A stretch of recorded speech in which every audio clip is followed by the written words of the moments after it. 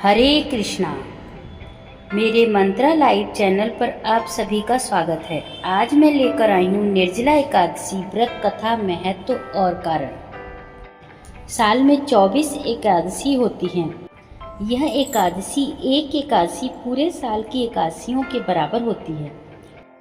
निर्जला एकादशी का व्रत ज्येष्ठ मास के शुक्ल पक्ष की एकादशी तिथि को किया जाता है।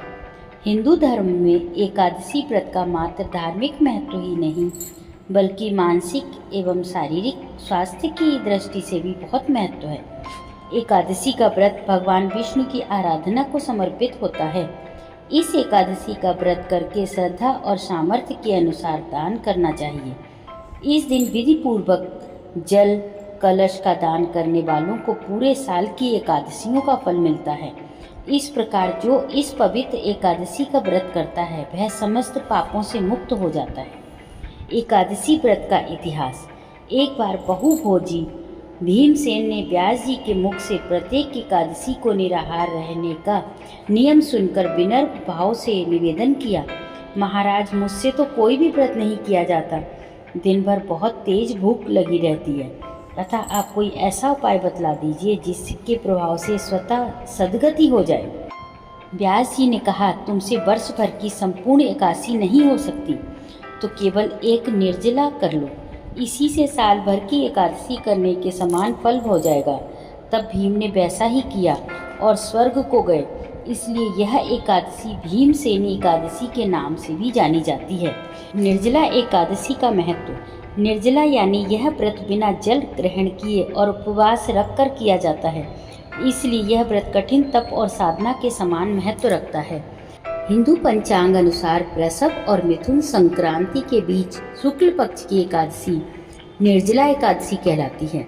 इस व्रत को भीमसेनी एकादशी या पांडव एकादशी के नाम से भी जाना जाता है।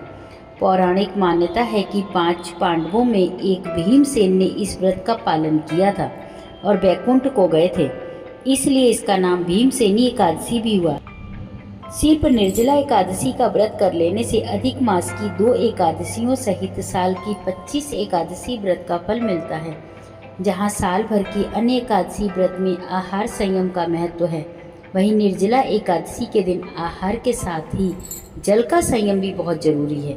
इस व्रत में जल ग्रहण नहीं किया जाता है, यानी निर्जल रहकर व्रत का पालन किया जाता है। यह व्रत मन को संयम सिखाता है और शरीर को नई ऊर्जा देता है। यह व्रत पुरुष और महिलाओं दोनों के द्वारा किया जा सकता है। व्रत कथा। जब वेद व्यास ने पांडवों को चारों पुरुषार्थ धर्म अर्थ काम और मोक्ष देने वाले एकादशी व्रत का संकल्प कराया था, तब युधिष्ठिर ने कहा, जनार्दन, ज्येष्ठ मास के शुक्ल पक्ष में जो एकादशी पड़ती हो, कृपया उसका वर्णन कीजिए।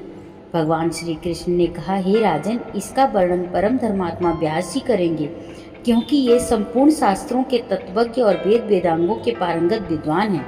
तब व्यास जी कहने लगे, कृष्ण और शुक्ल पक्ष की एकादशी में अन्न खाना वर्जित है।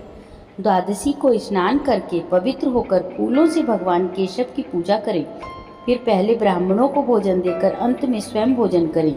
यह सुनकर भीमसेन बोले, परम बुद्धिमान पितामह, मेरी उत्तम बात सुनिए।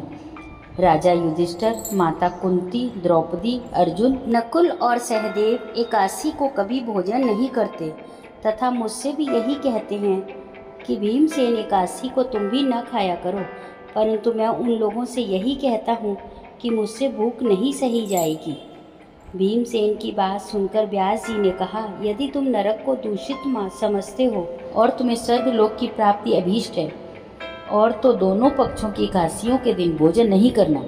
भीमसेन बोले, महाबुद्धिमान पितामह, मैं आपके सामने सच कहता हूँ, मुझसे एक बार भोजन करके भी व्रत नहीं किया जा सकता, तो फिर उपवास करके मैं कैसे रह सकता हूँ।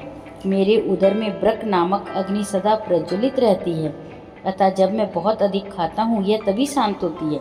इसलिए महामुनि, मैं पूरे वर्ष भर में केवल एक ही उपवास कर सकता हूँ, जिससे स्वर्ग की प्राप्ति सुलभ हो तथा जिसके करने से मैं कल्याण का भागी हो सकूं। ऐसा कोई एक व्रत निश्चय करके बताइए, मैं उसको यथोचित रूप से पालन करूंगा। व्यास जी ने कहा, भीम, ज्येष्ठ मास में सूर्य वृष राशि पर हो या मिथुन राशि पर शुक्ल पक्ष में जो एकादशी हो, उसका यत्न पूर्वक निर्जल व्रत करो। केवल कुल्ला या आचमन करने के लिए मुख में जल डाल सकते हो, उसको छोड़कर किसी प्रकार का जल विद्वान पुरुष मुख में न डालें, अन्यथा व्रत भंग हो जाता है। एकादशी को सूर्योदय से लेकर दूसरे दिन के सूर्योदय तक मनुष्य जल का त्याग करे तो यह व्रत पूर्ण होता है। इसके बाद द्वादशी को प्रभात काल में स्नान करके ब्राह्मणों को विधि पूर्वक जल और सुवर्ण दान करे।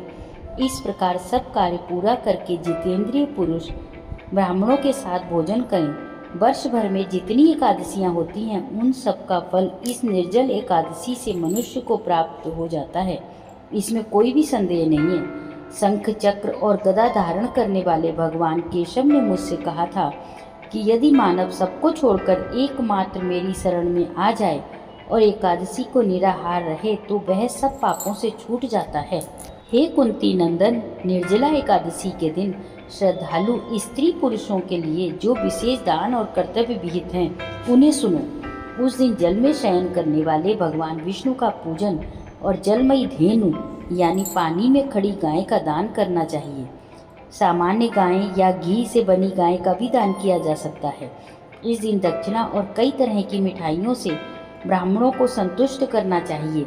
उनके संतुष्ट होने पर श्री हरि मोक्ष प्रदान करते हैं। जिन्होंने श्री हरि की पूजा और रात्रि में जागरण करते हुए इस निर्जल एकादशी का व्रत किया है, उन्होंने अपने साथ अपनी 100 पीढ़ियों को और आने वाली 100 पीढ़ियों को भगवान वासुदेव के परम धाम में पहुंचा दिया है। निर्जला एकादशी के दिन अन्न, वस्त्र, गौ, जल, शैया, सुंदर आसन, कमंडल तथा छाता दान करना चाहिए। जो श्रेष्ठ तथा सुपात्र ब्राह्मण को जूता दान करता है वह सोने के विमान पर बैठकर स्वर्गलोक में प्रतिष्ठित होता है। जो इस एकादशी की महिमा को भक्ति पूर्वक सुनता तथा वर्णन करता है वह स्वर्गलोक में जाता है। चतुर्दशी युक्त अमावस्या को सूर्य ग्रहण के समय श्राद्ध करके मनुष्य जिस फल को प्राप्त करता है वही फल इस कथा को सुनने से भी मिलता है। भीमसेन ज्येष्ठ मास में शुक्ल पक्ष की जो शुभ एकादशी होती है उसका निर्जल व्रत करना चाहिए।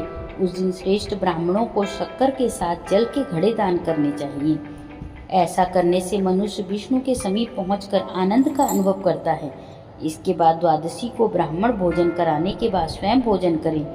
जो इस प्रकार पूर्ण रूप से पाप नाशनी एकादशी का व्रत करता है वह सब पापों से मुक्त हो आनंदमय पद को प्राप्त होता है। यह सुनकर भीम ने भी इस शुभ एकादशी का व्रत आरंभ कर दिया। ओम नमो भगवते वासुदेवाय नमः। श्री कृष्ण गोविंद हरे मुरारे, हे नाथ नारायण वासुदेवा। श्री कृष्ण गोविंद हरे मुरारे, हे नाथ नारायण वासुदेवा, हे नाथ नारायण वासुदेवा।